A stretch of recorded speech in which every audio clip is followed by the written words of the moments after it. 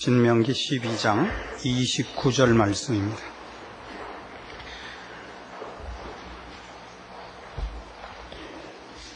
신명기 12장 29절에서 31절까지 말씀을 보겠습니다.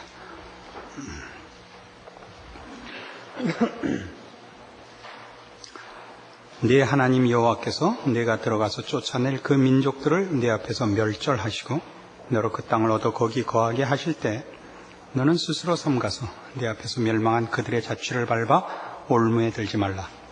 또 그들의 신을 탐구하여 이르기를 이 민족들은 그 신들을 어떻게 위하였는고 나도 그와 같이 하겠다 하지 말라. 네 하나님 여호와께는 내가 그와 같이 행하지 못할 것이라. 그들은 여호와의 꺼리시며 가증히 여기시는 일을 그 신들에게 행하여 심지어 그 자녀를 불살라 그 신들에게 드렸느니라. 이 지난 몇 주 동안에 걸쳐서 이 가나안 종교들, 그러니까 우상을 섬기는 사람들의 타락한 종교적 부패한 내용과 하나님을 섬기는 우리의 예배의 극단적인 차이점들을 우리가 쭉 살펴오고 있습니다.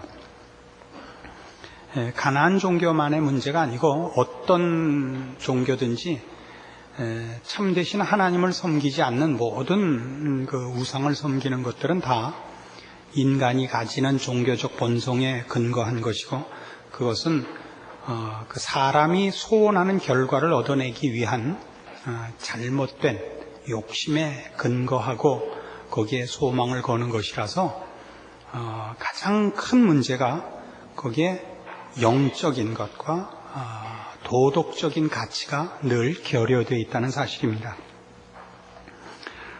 그러니까 이 가나안 종교들, 이 우상을 섬기는 그 모양들을 보면 그 아주 음란했습니다. 그러니까 도덕적인 그 어떤 가치가 없었는데, 종교가 도덕적인 가치를 가지지 않는다면 도대체 그 종교가 왜 필요하냐라고 한번 물어보셔야 되는 겁니다. 그러니까 우리 지금 현실적인 문제로 따지자면 종교를 가져서 뭐가 이익이냐 이거죠. 그러니까 우리 주변에서 예수 믿는 사람들에게 당신 예수 믿어서 변한 게 뭐냐라고 물을 때 예수를 믿었더니 사업이 잘 됩니다. 예수를 믿었더니 병이 납니다. 이렇게 얘기하는 것은 전혀 기독교적인 핵심을 증거하는 것이 될 수가 없습니다. 종교가 영적이고 도덕적인 차원에서의 유익과 목표가 없다면 그것은 이미 종교일 수 없는 것입니다. 그러니까 사람들이 종교를 어떤 시점에서 요구하느냐 하면 욕심을 채우는 방법으로 요구한다는 데에 모든 우상을 섬기는, 우상을 만들고 또 우상을 섬기는 이 못난 사람들의 부패한 본심이 드러나는 것입니다. 그렇게 되면 신이란 뭐냐 하면 그 신이 무슨 요구를 하지도 않고 또 그 신에게 우리가 의존하고 기대하는 것이 도덕성에 관한 것이 아니고 내 탐욕을 이루어주는 신밖에는 기대하는 것이 없는 신이 된단 말이죠. 그러니까 이런 말들은 뜻밖의 우리가 가나안 사람들이 섬겼던 우상과 그 우상을 섬기는 종교적인 그 내용들 속에서 우리가 그 비평하고 꼬집어내는 것이면서도 실제로 많은 예수를 믿는다는 사람들도 바로 이런 기대 속에서 종교를 갖고 있는 잘못된 경우가 너무나 많다는 것을 사실은 경악스럽게 돌아봐야 됩니다. 우리의 모든 그 종교적인 기대가 뭐냐? 그러면 이런 그 우리의 인격과 그 성품이 영적인 차원에서 거룩해지고 죄를 거부하고 거룩을 추적하고 경건을 연습하는, 그리스도를 닮아가는, 이런 식으로는 아무도 자기를 그 예수 믿은 어떤 이익으로서 점검을 안 하고 살다가 어려워지면 나와갖고 시비만 건단 말이에요. 하나님 이러시기에요? 밤낮 이거란 말이에요. 그만큼 믿어드렸는데도 뭐 이거 하나 안 해주시게요? 이런 불평만 있단 말이죠. 예수를 믿었는데 도무지 예수 믿은 티가 나는 게 없어요. 뭐 할 때 외에는. 식기도 할 때 외에는. 유일하게 세상 사람들하고 구별되는 게 그거예요. 뭐 먹을 때 잠깐 눈 감았다 뜨는 거 외에는. 그래서 누가 이렇게 놀렸다는 거 아니에요? 뭐라고 기도하냐? 너 모르잖아. 너 예배당 끝 뼈죽해. 그랬지. 그랬다는 거야. 이게 무슨 얘기를 하면 알아를 들어야 돼. 그러니까 내 소원을 이룰 수만 있으면 영적인 것, 무슨 진리, 생명, 윤리, 도덕, 인격, 성품 다 아무래도 좋은 거란 말이에요. 그러니까 처음에 예수 믿는 사람들을 보면 하나님이 온천하 만물의 주인이시라는 것을 그에게 확인시키는 방법이 그가 아는 가치 속에서 확인시키는 수밖에 없잖아요. 그러니까 병이 낫는다든가 무슨 갑자기 사업이 잘 된다든가 그렇게 나올 수밖에 없어요. 근데 그게 유일한 내용이 돼서 예수 믿으면 사업이 잘 되고 건강하고 이런 식으로 하는 건 넌센스죠. 그렇지 않죠. 믿음이 좋으면 병이 안 걸리고 이런 식의 발상은 아주 나쁜 발상입니다. 뭐냐면 하나님이 우리를 물질적 차원에서밖에는 우리에게 줄 것이 없는 분이 되는 거예요. 인간 스스로도 물질 이상의 정신 세계를 갖고 있다고요. 종교로 가지 않아도 철학이만 해도 그렇잖아요. 형이상학적인 어떤 이상이나 가치를 추구한단 말이죠. 근데 신이 그런 걸 갖고 있지 못한 것으로 격화시키는 거예요. 이건 참으로 다른 우상을 섬기는 이들이 그러는 거야 그럴 수밖에 없다 치더라도 예수를 믿는 사람들이 하나님에 대한 기대가 기껏 물질 관계에서의 어떤 소용밖에 없다면 하나님을 모독하는 것이죠. 참으로 끔찍한 일입니다, 사실은. 그래서 결국 우리의 신앙이 기대하는 것이 뭐냐 할 때 물질과 쾌락이라면 그럼 우리는 하나님이라는 이름으로 우상을 섬기고 있는 꼴이 됩니다. 그래서 기독교 예배란 뭐냐?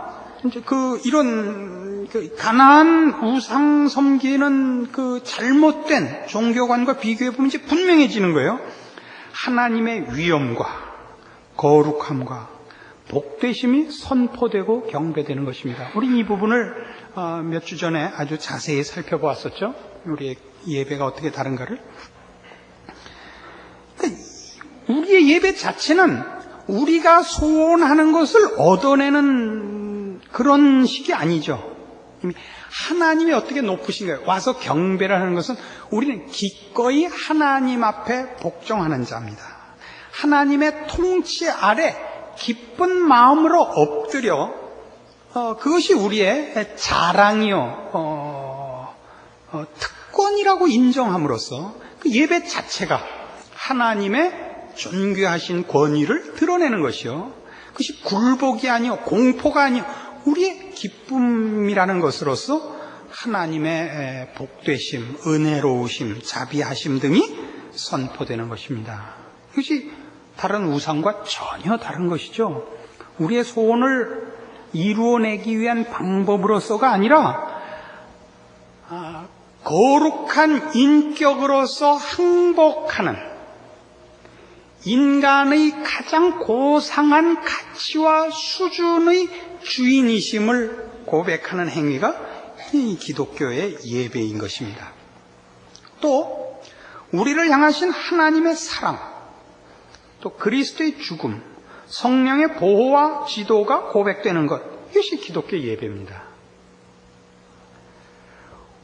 하나님께 내 소원을 얻어내기 위하여 가서 아첨을 하고 그를 설득하고 그의 마음을 달래는 작업이 예배가 아니라 하나님 쪽에서 일하신 것이 선포된단 말이죠.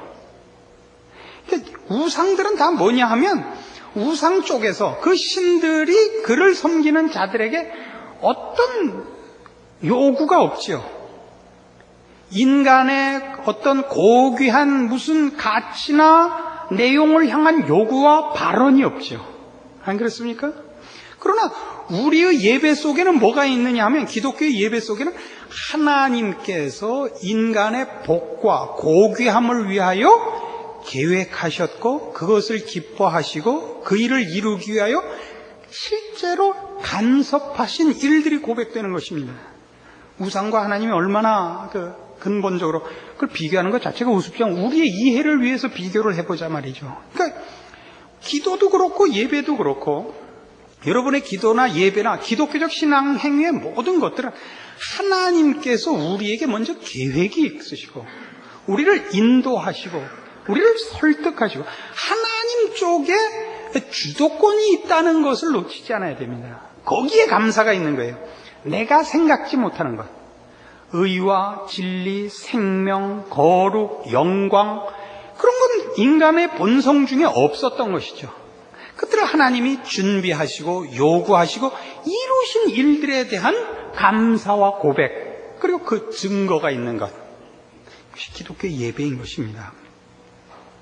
그래서 우리는 이런 일들을 찬송에서나 기도에서나 혹은 헌금에서나 바로 그런 일들을 고백하는 것이 이 모든 행위인 것입니다. 그래서 이제 이런 일이 있어요. 예배의 중심은 왜 설교해야 되느냐라는 문제가 제기되곤 합니다. 그래서 이 근자에는 설교 위주로 하지 말고 찬양 위주로 하자는 그런 교회들도 생겨났습니다. 근데 잘 보세요. 여러분들 찬양 위주로 예배를 보는 것과 설교 위주로 예배를 보는 건 어느 쪽이 여러분들 보기에 나아 보입니까? 물어보나 봐나 이제 눈치만 보고 있을 건 뻔하지만 그래도 한번 생각을 해보라 말이에요. 생각은 할 수 있잖아요. 발표는 안 해도. 이 찬송 위주의 예배가 자꾸 많아지는 것은 찬송을 부르는 것이 부르는 자에게 기쁨을 줍니다. 그것이 하나의 문제가 될 수 있어요. 찬송은 분명히 필요한 예배의 중요한 한 부분이지만 예배가 왜 설교 위주여야 되느냐면 찬송은 부르는 자 일방적인 신앙 고백만 있어요. 그러니까 우상을 섬길 때 제일 큰 문제가 뭐냐면 우상이 발언을 하지 않는다는 사실이거든요. 그를 섬기는 자가 혼자 소원과 무슨 내용과 모든 걸 섬기는 자가 결정을 하잖아요. 신이 뭘 좋아하는지, 어떻게 일을 하는지를 지가 정하고 있단 말이에요. 아까도 얘기했죠. 기독교의 경배의 중요한 내용은 뭐예요? 하나님의 위엄과 하나님의 일하심이 선포된다고요. 하나님이 우리를 어떻게 사랑하셨는가? 예수님이 어떻게 오셨는가? 성령님 지금 어떻게 우리를 지키시는가? 하나님 쪽에 주도권이 있다고요. 그래서 예배에서 중요한 것은 발언권이 없고 주도권이 없는 하나의 개념이나 우리의 종교심을 부채질하는 어떤 열기 혹은 최면, 어떤 분발의 기회로 삼기 위해서 예배를 가지는 것이 아니라 내가 하나님 앞에 나아가 하나님을 경배하고 항복하는 것과 함께 하나님은 우리에게 말씀을 하셔야 되는 겁니다. 기독교 예배에 아주 설교가 중요한 몫을 차지하는 이유, 설교 중심의 예배를 해야 되는 이유가 여기 있습니다. 너무 설교 위주로 가면 못 써요. 잘못하면 학원이 돼요. 지난번에도 얘기했죠. 이웬수가 누구냐면 여러분들이에요. 대부분 여러분들인데 예배 시간에 맞춰오지 않고 설교 시간에 맞춰와요. 나쁜 사람들입니다. 이런 모습입니다. 여러분은 시작 전에 오셔서 준비를 하시고 예배를 보셔야 됩니다. 예배란 설교만 있는 것이 아닙니다. 여러분들이 하나님을 기뻐하고 감사하는 기회를 놓치지 말아야 돼요.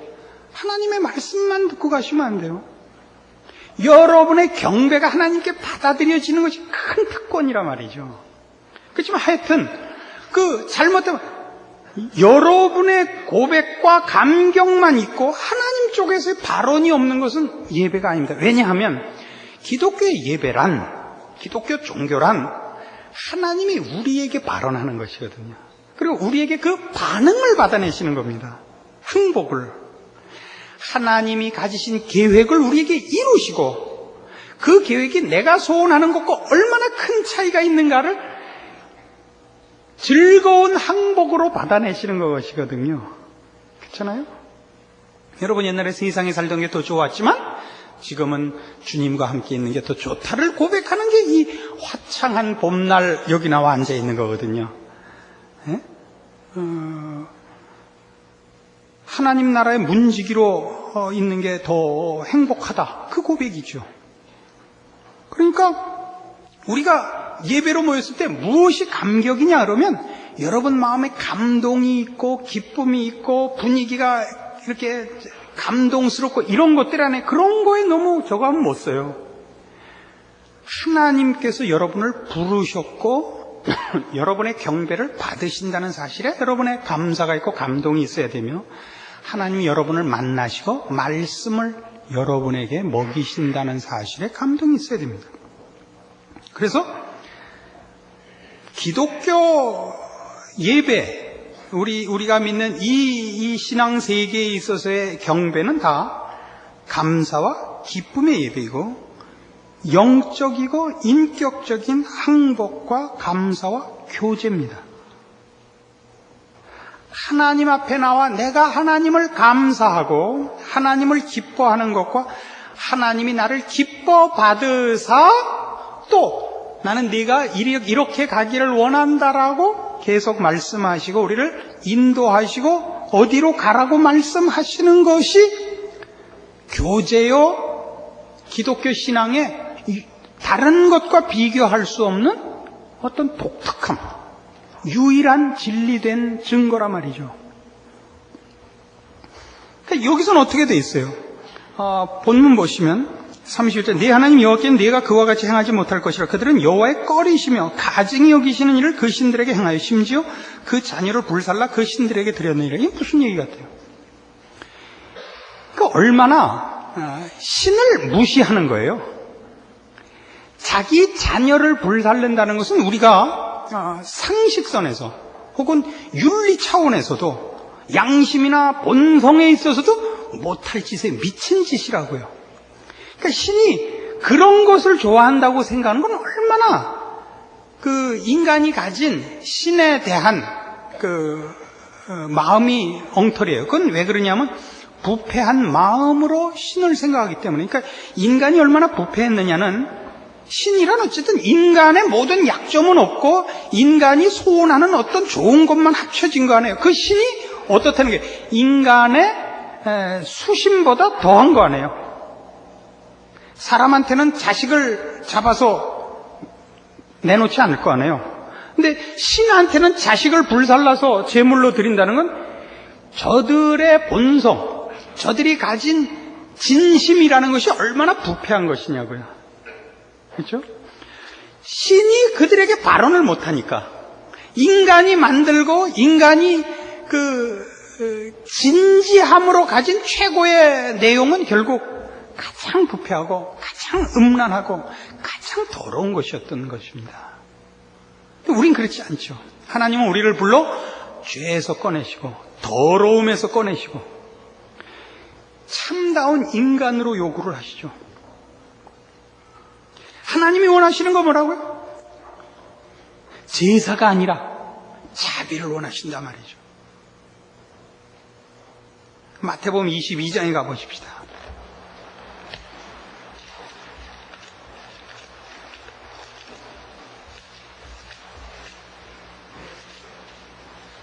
(34절) 예수께서 사두개인들로 대답할 수 없게 하셨다함을 바리새인들이 듣고 모였는데 그 중에 한 율법사가 예수를 시험하여 묻되 선생님이여 율법 중에 어느 계명이 크니까? 예수께서 가라사대 내 마음을 다하고 목숨을 다하고 뜻을 다하여 주 너의 하나님을 사랑하라 하셨으니 이것이 크고 첫째 되는 계명이요 둘째는 그와 같이 내 이웃을 내 몸과 같이 사랑하라 하셨으니 이 두 계명이 온 율법과 선지자의 강령이니라. 굉장히 재밌어요. 왜 재밌냐면 하나님을 사랑하는데 지금 우상 섬기는 자들도 그 신을 사랑하는 거죠. 신을 사랑하기 위해서 어떻게 하는 거예요? 서로 죽이는 거예요. 누구까지도? 자식까지도 불살라 바치는 거예요. 하나님은 어떻게 해요? 하나님을 사랑하는 것이 뭐 하는 거라고요? 사람 사랑하는 거라니까요. 이웃 사랑하는 거라고요. 하나님이 어떻게 이렇게 표현하는 게 우습지만 우리가 쓸 수 있는 표현은 이거밖에 없으니까 고매한 인격의 소유자인가, 그의 거룩함이 얼마나 높으신가, 그의 성품이 어떻게 자비하신가, 이런 것들을 우리에게 엿보게 하죠. 누가복음 10장에 가보세요. 이 사랑은 이렇게까지 나옵니다. 이 비슷한 얘기예요. 누가복음 10장 25절.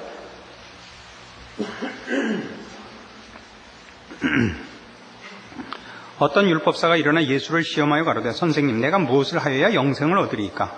예수께서 이르시되 율법에 무엇이라 기록되었으며 내가 어떻게 읽느냐? 대답하여 가로되 내 마음을 다하며 뜻을 다하며 힘을 다하며 뜻을 다하여. 뭐예요? 어디로 갔어요? 내 마음을 다하며 목숨을 다하며 힘을 다하며 뜻을 다하여. 나이가 드니까요, 글자들이 도망을 가요. 이놈들이 날 우습게 보는 거예요.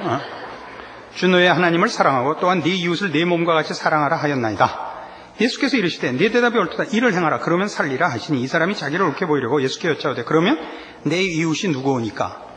그러니까 아까 한 그거하고 이제 같은 내용인데 여기 이제 조금 더 붙어 있어요. 뭐가 더 붙어 있냐면 이제 율법 중에 제일 큰 게 뭡니까? 주 너의 하나님을 사랑하라. 네 이웃을 사랑하라. 그랬더니 이 사람이 뭐라고 물었냐 하면, 하나님 사랑은 누군지 대상이 분명한데 이웃 사랑은 이웃이 어디까지냐라고 물은 거예요.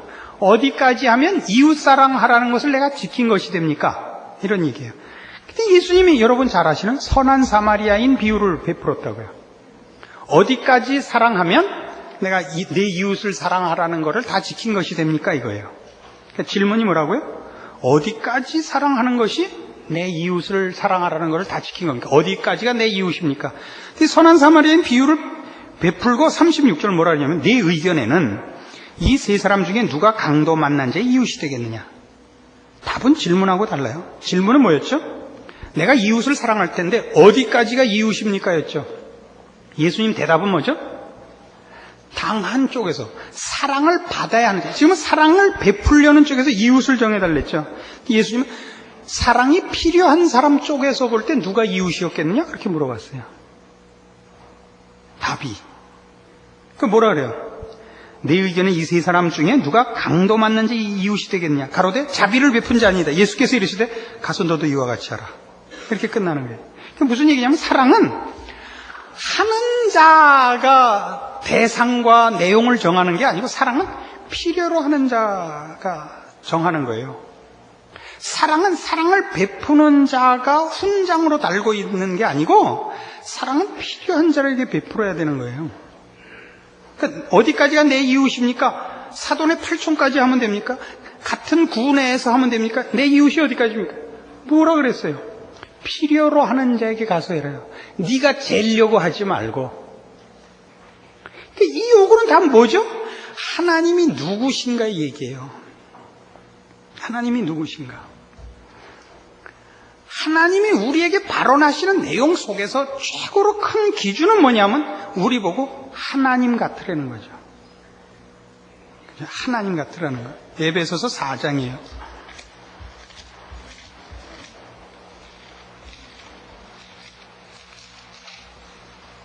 아이고, 에베소서 5장이네요. 에베소서 5장 1절. 4장 33절인 줄 알았더니 5장 1절이네요. 그러므로 사랑을 입은 자녀같이 너희는 하나님을 본받는 자가 되고. 이거 참 놀랍지 않아요? 우상에겐 없는 거죠. 우상을 본받으라 그러는 건 없어요. 우상한테는 언제나 필요한 거 따먹기 시합이에요. 근데 우리의 신앙, 우리의 예배는 뭐죠? 하나님을 본받는 거예요. 이런 건 어디에나 있어요? 마태복음 5장 보실래요? 마태복음 5장 43절. 여태껏 한 얘기하고 얼마나 일치하나 보세요. 또 네 이웃을 사랑하고 네 원수를 미워하라 했다는 것을 너희가 들었으나 나는 너희에게 이르노니 너희 원수를 사랑하며 너희를 핍박하는 자를 위하여 기도하라. 이같이 한즉 하늘에 계신 너희의 아버지의 아들이 되리니 이는 하나님이 그 해를 악인과 선인에게 비추게 하시며 비를 의로운 자와 불의한 자에게 내리우심이니라. 너희가 너희를 사랑하는 자를 사랑하면 무슨 상이 있으리요? 세리도 이같이 아니하느냐? 또 너희가 너희 형제에게만 무난하면 남보다 더하는 것이 무엇이냐? 이방인들도 이같이 아니하느냐? 그러므로 하늘에 계신 너희 아버지의 온전하심과 같이 너희도 온전하라. 그러니까 인격적 차원에서 우리는 하나님을 본받게 되어 있어요. 그것이 아주 우리의 신앙이고 하나님이 요구하시는 것이 우리의 말하자면 예배예요. 우리가 변해야 되는 거예요. 하나님을 자꾸 닮아가는 것이 가장 큰 예배예요. 우상은 그렇지 않대요. 우상은 인격도 없고 성품도 없어요. 윤리 도덕마저도 없고 뭐만 있어요? 힘만 있단 말이죠. 그러니까 여러분의 신앙을 한번 점검해 보세요. 하나님께 여러분이 필요로 하는 게 뭔가? 거룩, 진리, 생명, 사랑, 온유 이런 것인가? 아니면 힘인가 물어보시란 말이죠. 좀 확인하기 싫죠. 그죠? 틀릴 가능성이 너무나 뻔하니까. 그러니까 오늘부터 고치시면 돼요. 그러면 여러분이 뭘 깨닫게 되냐면 여러분이 얼마나 지금 사실은 하나님께서 베푸신 은혜와 복을 이미 받고 있는가를 알게 돼요. 여러분은 거듭나서 하나님 앞에 서 있다는 의식을 지울 수가 없어요. 그죠? 뭘 하면 하나님이 캥기잖아요. 그게 어딘데요? 복복하지만 이미 여러분은 죄에서 벗어나 하나님의 자녀라는 이름으로 존재하고 성령의 보호와 인도하심 속에 있고 거룩히 살지 않으면 캥겨요. 그렇죠? 다른 자리에 와 있죠. 이것이 큰 복인 줄 아셔야 됩니다. 그 나머지 것들 건강, 돈, 무슨 명예, 권세, 뭐 이쁜 거, 뭐 무슨 재주 있는 거 이런 건 다 다음 문제입니다. 그건 전혀 중요하지 않습니다. 조금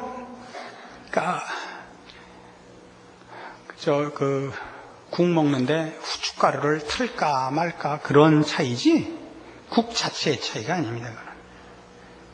뭐 나는 국 안 먹는다 그러면 할 말이 없고 그래서 여러분 오늘 본 이 마지막 마태복음 5장 43절 이하의 47절 남보다 더하는 것이 무엇이냐? 거기다 줄 쳐놓으세요 빨리. 남보다 더하는 것이 무엇이냐? 그러니까 많은 기독교인들이 자기가 가진 신앙을 세상 사람들에게 뭘로 자랑하는지 아세요?